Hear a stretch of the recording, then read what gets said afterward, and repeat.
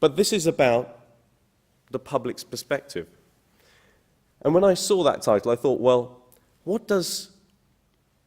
is the public? Who are they? We stereotype and we categorize. Mondeo man, or is it Prius man nowadays? The cyclists, there are about 500,000 cycling journeys each day in this city. The 22,000 taxi drivers, a disproportionate amount of views comes from them, I'm sure you're all aware of that. 21,000 heavy goods vehicle drivers, 100,000 motorcyclists, 6 million pedestrians. I don't know how we got that figure, but there are 6 million pedestrians. The man or maybe woman on the Clapham omnibus, 4 million trips a day. Voters, council taxpayers, businesses, those who live, work and visit London, the public, and yes, the politicians. Because this not-so-homogeneous group is reflected by reflects what it wants to the politicians, who then reflect their views outwards, and effectively to you. Because we are out there trying to get things done, you are the people out there actually doing it. But that's the public, which pretty much encompassed everyone. What are the issues they raise? Some have been mentioned. I've heard potholes mentioned more times in the last couple of minutes than I have for weeks. But potholes, yes, they do raise it. Utilities creating too many roadworks, councils not filling potholes, a lack of coordination from TfL. And they tell the mayor, there are too many cones on our streets with not enough work going on. In fact, I only read a letter yesterday from Lord Digby Jones himself, complaining to the mayor about a cordoned-off lane on the A40 where no work was happening. Now, the answer to that was, actually, it was a very long closure, and by the time it was all cordoned off and the work started, it did leave a lot of time for that lane that it looked like no work was happening, but there was a sensible answer. But that's the kind of issues they're raising. They're raising those issues with us. And some of the viewpoints will contradict. They want the work done, they want the pothole filled, but they don't want the disruption.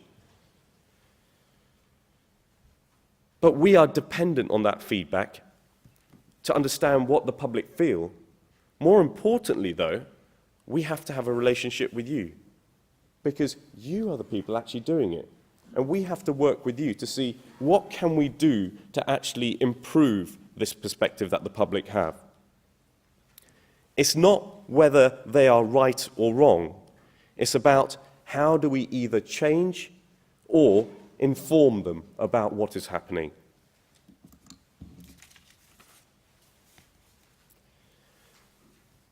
We all love the media, don't we?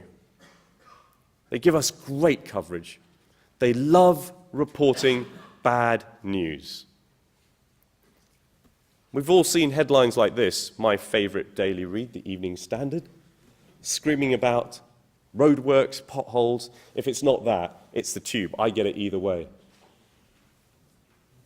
But we've said earlier, I think Andrew mentioned, a crisis is an opportunity. A problem is an opportunity.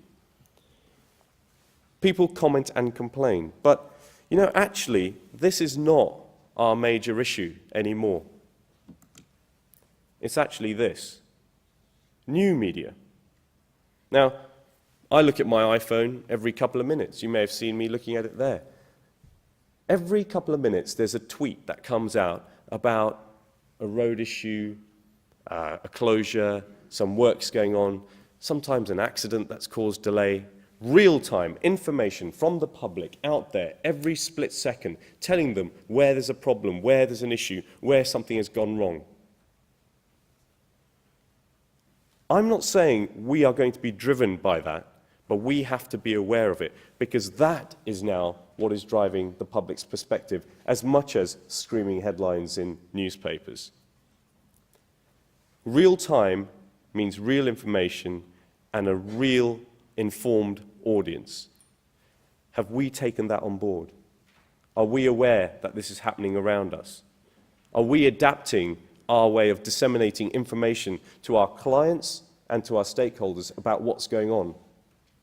How quickly do you actually inform people in this way, because the public are being informed in this way? We must appreciate that social media will drive perspective, but we collectively have to respond and raise our game to this challenge.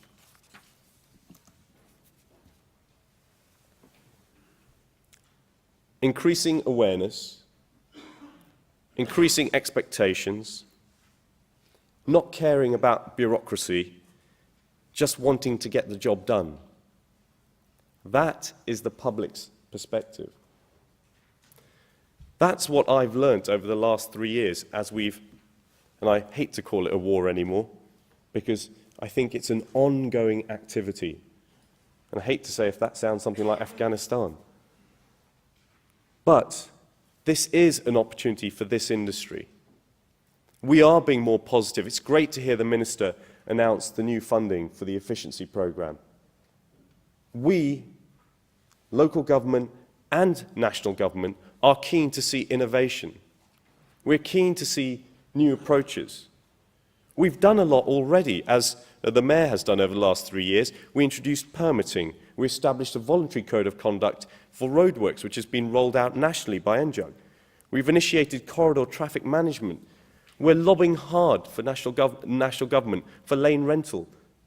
Now that may sound like a challenge, but part of that lane rental scheme will be any revenue that is generated from it will go back into an innovation fund that the industry will manage and invest to develop new techniques and technology. There is a positive opportunity here. We will have to do more with less. So when the terms hard times, crisis, review are mentioned, this is a real opportunity for all of us. It's great to see 300 of you here today. I believe this is a record turnout in the 4 years that you've been holding this conference. I think that demonstrates that this industry is open to opportunity, is open to new thinking, is raising its game, and will rise to this challenge. We want to work with you. Please do all you can, because we are dependent on the work that you do.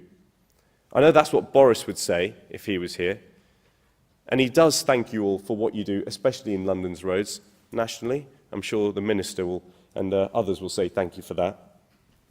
But this is a real opportunity for us to focus our minds and actually really find a way that we can change the public's perspective to a more positive idea of the good work that you do in helping keeping them moving on London and the nation's roads.